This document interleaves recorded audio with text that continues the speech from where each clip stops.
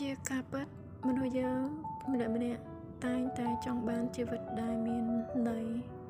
ប៉ុន្តែសួរថាតើអត្ថន័យនៃជីវិតរបស់មនុស្សយើងម្នាក់ដូចគ្នាដែរឬទេគឺពិតជាមិនដូចគ្នាទេមនុស្សខ្លះកំពុងតែស្វែងរកអត្ថន័យនៃជីវិតចំណែកមនុស្សខ្លះទៀតក៏បានដឹងថាអ្វីជាអត្ថន័យជីវិតរបស់ខ្លួនហើយក៏កំពុងតែកំណត់និងខិតខំប្រឹងប្រែង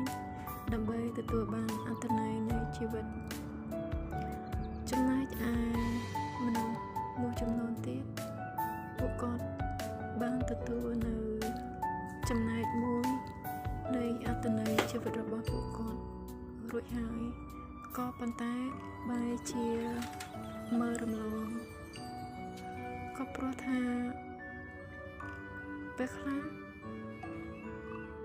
អត្ថន័យនៃជីវិតគឺវាពិតជាសាមញ្ញនោះគឺ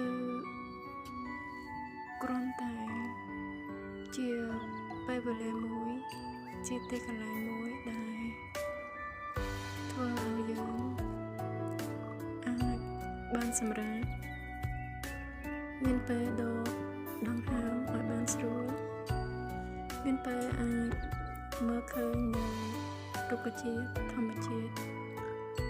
ដ៏ខៀវស្រងាត់ពណ៌បៃតងមានពេលដកដង្ហើមស្រូបនៅខ្យល់អាកាសបរិសុទ្ធមានពេលបានឃើញនៅពន្លឺព្រះអាទិត្យមានពេលបានរស់នៅជាមួយនឹងក្រុមគ្រួសារ